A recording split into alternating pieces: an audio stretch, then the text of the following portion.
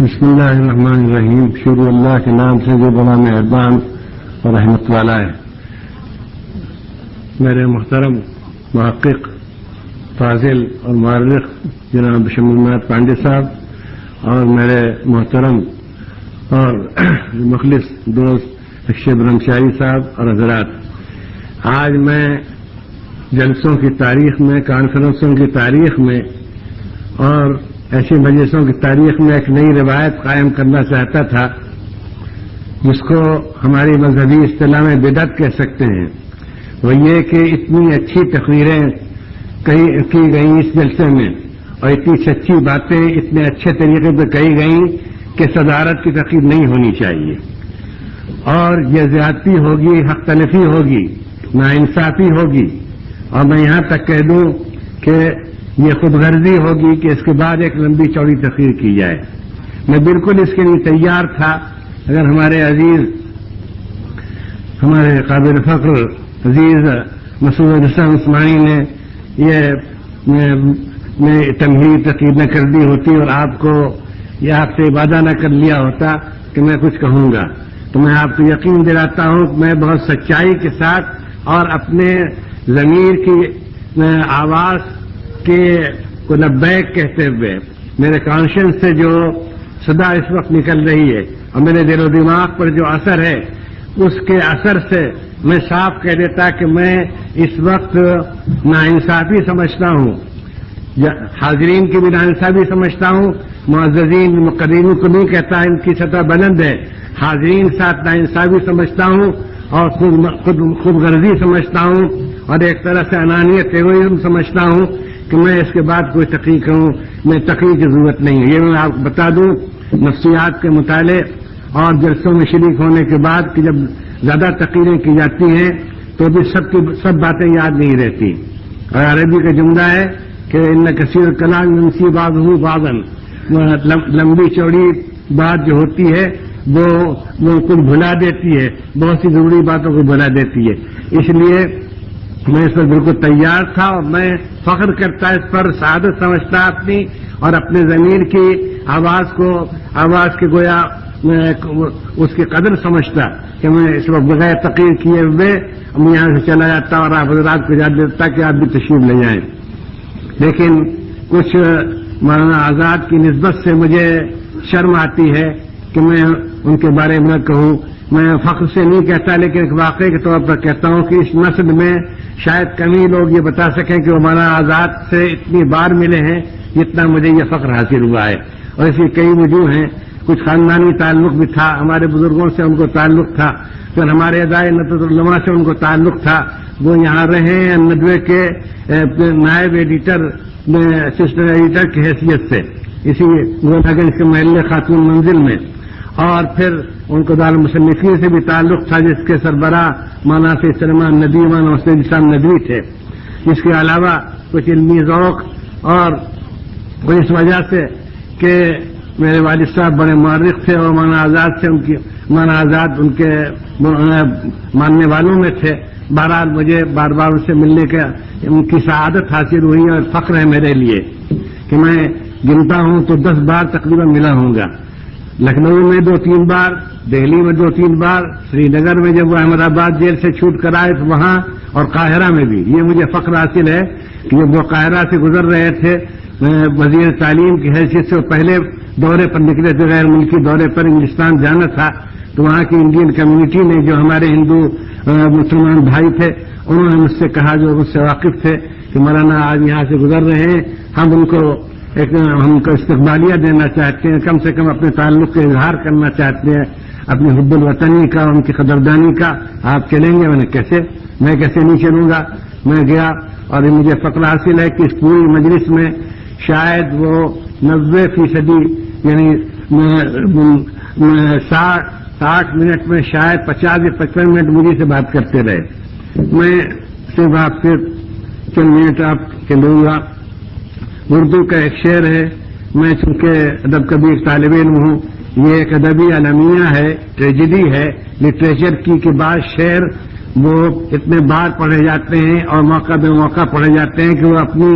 خصوصیت اور اپنا اثر چھوڑ دیتے ہیں. ان میں سے ایک شعر یہ ہے یہ بہت سے اس دنیا سے رخصت ہونے والوں ان کی یادگاری جسوں پڑھا گیا ہے کہ ہزاروں سال نرگس اپنی بے نوری پر روتی ہے، ہزاروں سال نرگس اپنی بے نوری پر روتی ہے، بڑی مشکل سے ہوتا ہے چمن میں دیدور پیدا، ہزاروں سال نرگس اپنی بے نوری پر روتی ہے، بڑی مشکل سے ہوتا ہے چمن میں دیدور پیدا۔ میں یہ شعر اتنا پڑھا گیا ہے کہ میں اس کو کافی نہیں سمجھتا، میں علامہ اقبال انہی کے معاصر اور ایک طرح سے ان کے ہم وطن، ان کے بزرگوں کے ہم وطن علامہ اقبال سے کہ ان کا مولانا آزاد کے اجداد کا تعلق بھی کشمیر سے تھا اور علامہ اقبال کے اجداد کا بھی تعلق تھا۔ میں ان کے دو شعر پڑھوں گا۔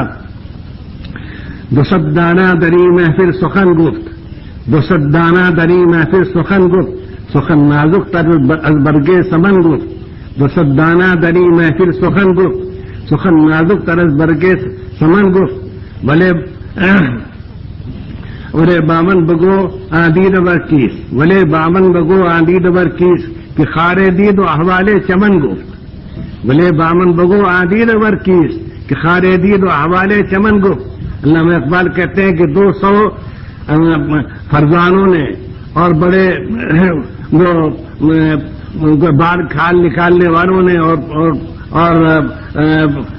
بہت اونچی اونچی باتیں کہنے والوں نے اس چمن میں بیٹھ کر بڑی نازک نازک باتیں کہیں۔ لیکن مجھے یہ بتاؤ کہ وہ دیدور، وہ مبصر کہاں ہے جس نے کانٹا دیکھا اور چمن کا حال بیان کیا؟ جس نے اپنے ملک میں کانٹا دیکھا، وہ غلامی کو کانٹا کہہ لیجئے کم سے کم، اور ملک اس سے آگے میں نہیں جانا چاہتا کہ خارے دید و احوال چمن گو۔ تو مولانا آزاد کی بصیرت، مولانا آزاد کی ذہانت کا جینیس اور مولانا آزاد کا ادبی مقام، ان کا علمی مقام، اس کے متعلق میں اس وقت کہنے کی گنجائش نہیں سمجھتا، اور آپ حضرات واقف ہیں، آپ کے ساتھ ایک طرح کی بدگمانی بھی ہوگی اہل لکھنؤ کے ساتھ اور ان فاضل حاضرین جو رونق محفل ہیں ان کے ساتھ، کہ میں ان کے ادبی علمی مقام کو تفصیل سے بیان کروں۔ وہ مقام مانا ہوا ہے ہندوستان کے اندر ہی نہیں، ہندوستان سے باہر بھی۔ وہ مفسر قرآن کی حیثیت سے، وہ ایک صاحب طرز ادیب کی حیثیت سے، اور وہ ایک اعلیٰ درجے کے خطیب،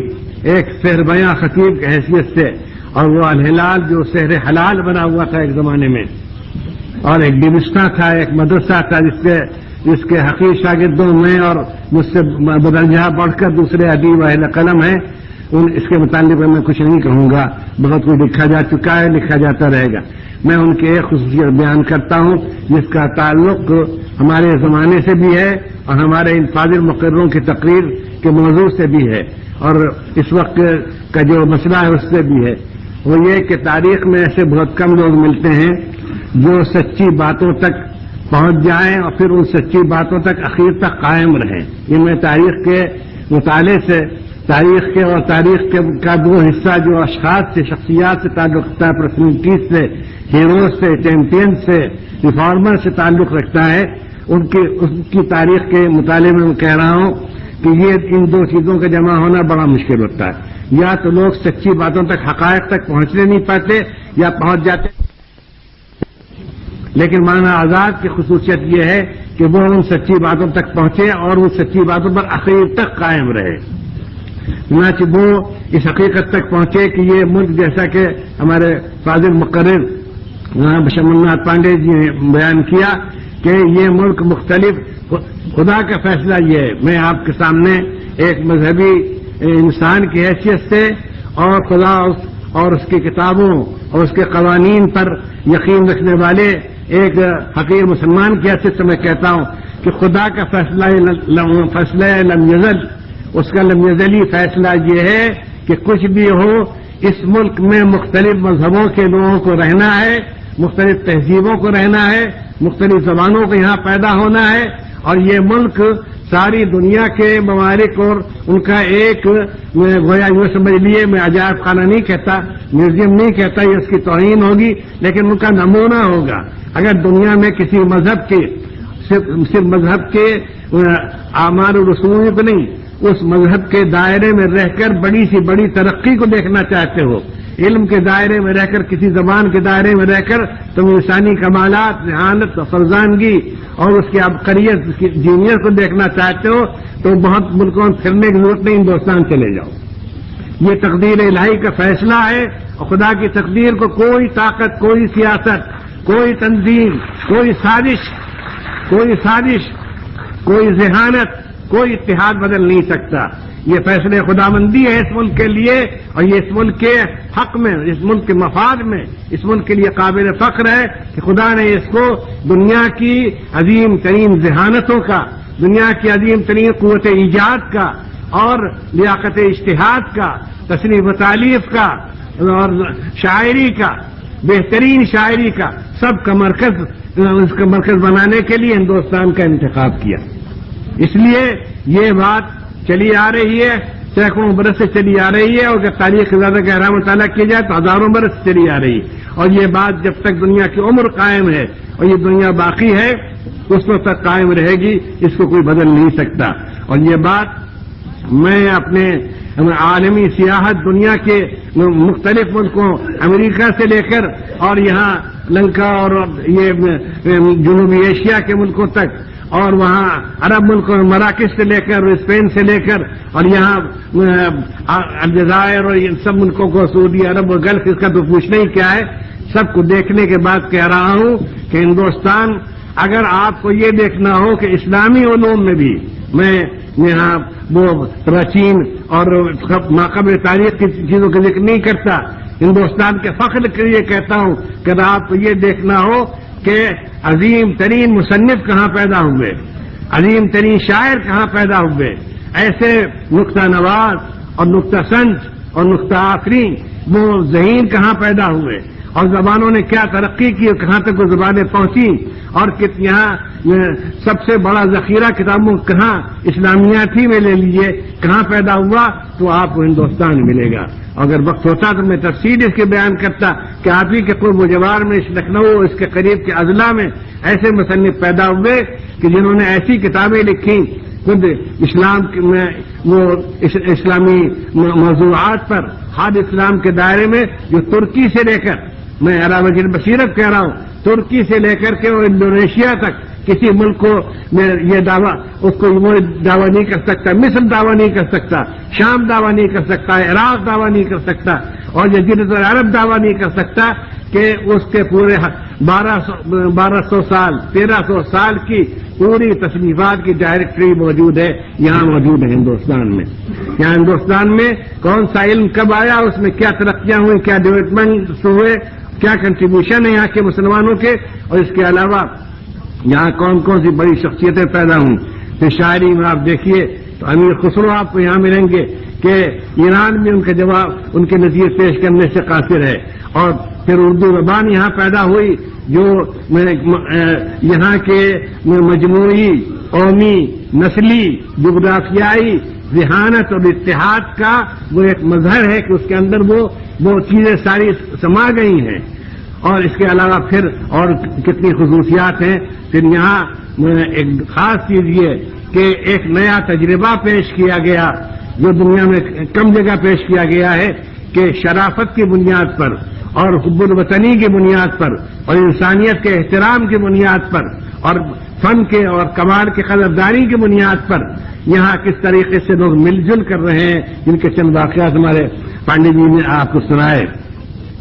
یہ ساری چیزیں ہندوستان کے فخر کے لیے ہیں، اس لیے ہندوستان کے ساتھ اس سے بڑھ کر ناانصافی اور ناقدری نہیں ہو سکتی کہ ہندوستان کو اس فخر سے محروم کرنے کی کوشش کی جائے۔ یہاں مسجدیں وہ ہیں یہ کہ جو جن کی نظیر باہر ملنی مشکل ہے، اور یہاں مندر بھی ہیں، یہاں کتب خانے بھی ہیں، اور یہاں تاج محل جیسی عمارت بھی ہے۔ تو بالکل ایسی بات ہے کہ یہ کسی زمانے میں خدا ایسا نہ ہو کہ کہیں کسی کے دل سے لگ جائے، یہ بات ڈر معلوم ہوتا ہے کہتے ہوئے، کہیں یہ خیال نہ پیدا ہو جائے کہ اس تاج محل کو بھی یہاں سے ختم کر دینا چاہیے۔ اس لیے کہ جب بیماری پیدا ہوتی ہے تو ایک جگہ رکتی نہیں ہے، ان کا یہ مسلمان اس پر زیادہ فخر کرتے ہیں، اور اس کی نسبت شاہجہاں کی طرف ہے، اور یہ اس کے وہاں قرآن مجید کی آیتیں لکھی ہوئی ہیں، اس لیے اس کو بھی ختم کرنا چاہیے۔ تو یہ ہندوستان کو اپنے اس اپنی اس خصوصیت کو، امتیاز کو ہر قیمت پر باقی رکھنا چاہیے. یہ وہ چیز ہے کہ ہم سر اٹھا کر، آپ کے سامنے اس وقت میں کہہ رہا ہوں کہ ہم سر اٹھا کر فخر کے ساتھ ہم عرب ممالک میں ہندوستان کا نام لیتے ہیں اور سب کے سب اس کا اعتراف کرتے ہیں، اور ہمیں قدر کے اور احترام، ہم کو نہیں ہمارے وطن کو بھی قدر و احترام کی نظر سے دیکھتے ہیں. کہ جیسے میں نے وی پی سنگھ جی سے کہا تھا ایک مرتبہ،